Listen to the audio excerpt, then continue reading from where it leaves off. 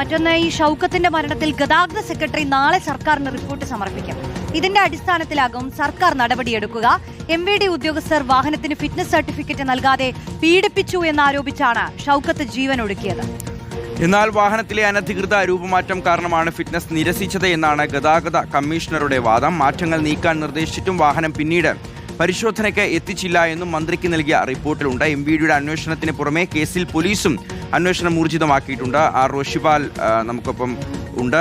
റോഷി, അപ്പോൾ ഈ മനുഷ്യന് നീതി ലഭിക്കണം. അദ്ദേഹം ആ ഒരു എഴുത്തിലൂടെ ആവശ്യപ്പെടുന്നതും ഇത്തരത്തിൽ എന്നെപ്പോലെ ഒരുപാട് ഇരകളുണ്ട്. അപ്പോൾ എൻ്റെ ഈ ഒരു ജീവത്യാഗത്തിലൂടെയെങ്കിലും കൃത്യമായ അന്വേഷണം നടന്ന ഈ MVD ഉദ്യോഗസ്ഥർക്കിടയിൽ മോട്ടോർ വാഹന വകുപ്പിനുള്ളിൽ നടക്കുന്ന ഇത്തരത്തിലുള്ള അഴിമതിയും കൈക്കൂലിയും ഇല്ലായ്മ ചെയ്യണം എന്നുള്ളതാണ്. ഈ ഏജന്റുമാർ വഴി പോകുമ്പോൾ യാതൊരു പ്രശ്നവുമില്ല. ഏജന്റിനെ ഒഴിവാക്കി നേരിട്ട് അഴിമതി ഇല്ലാതാക്കാൻ ശ്രമിച്ച ഒരു മനുഷ്യൻ, അദ്ദേഹത്തിന് ആവശ്യമായിട്ടുള്ള സേവനം ലഭിക്കുന്നില്ല, ഫിറ്റ്നസ് പോലും തയ്യാറാക്കി നൽകുന്നില്ല. പക്ഷേ ഇതിനിടയിൽ ഉദ്യോഗസ്ഥരെ സംരക്ഷിക്കാനുള്ള ശ്രമങ്ങൾ നടക്കുന്നുണ്ട് എന്നുള്ള ആക്ഷേപവുമുണ്ട്. അപ്പോൾ കൃത്യമായ അന്വേഷണം നടക്കുമോ? സർക്കാർ കൃത്യമായ നടപടി സ്വീകരിക്കുമോ? ഇപ്പോൾ ഗതാഗത മന്ത്രിയൊക്കെ കാര്യമായി തന്നെ ഇടപെടുന്നുണ്ടോ റോഷി?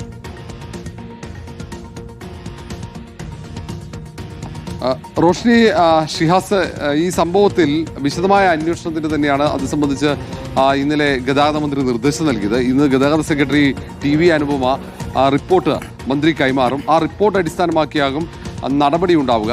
ഉദ്യോഗസ്ഥന്മാർക്കെതിരെ നടപടി വരണമെങ്കിൽ ആ റിപ്പോർട്ട് പരിശോധിക്കേണ്ടി വരും. അതായത് നിലവിലെ സാഹചര്യത്തിൽ ഈ ഷൗക്കത്തിനെ സംബന്ധിച്ച് ഓട്ടോറിക്ഷ ഡ്രൈവർ അദ്ദേഹം ഉയർത്തിയ ആരോപണങ്ങൾ അത് വിശദമായി പരിശോധിക്കും. അദ്ദേഹത്തിൻ്റെ ബന്ധുക്കൾ ഉയർത്തുന്ന ആരോപണങ്ങളെല്ലാം പരിശോധിക്കും. കാരണം പോലീസിൻ്റെ അന്വേഷണവും മറുഭാഗത്ത് തുടരുന്നുണ്ട്. ഫിറ്റ്നസ് നൽകാത്തതിൻ്റെ കാരണം കണ്ടെത്താനുള്ള ശ്രമമാണ് പോലീസിൻ്റെ ഭാഗത്തുനിന്നും ഉണ്ടാകുന്നത്. ഏതെങ്കിലും തരത്തിൽ ബോധപൂർവം വൈകിപ്പിക്കുകയും ആ ഓട്ടോറിക്ഷ ഡ്രൈവറെ പീഡിപ്പിക്കുകയും ചെയ്തു എന്ന ഒരു കണ്ടെത്തലാണെങ്കിൽ സ്വാഭാവികമായും ഉദ്യോഗസ്ഥന്മാർക്കെതിരെ കടുത്ത നടപടി ഉണ്ടാകുമെന്ന കാര്യത്തിൽ സംശയമില്ല. ഏതായാലും ഇതിൽ MVD ഉദ്യോഗസ്ഥന്മാരുടെ വാദവും കേൾക്കും.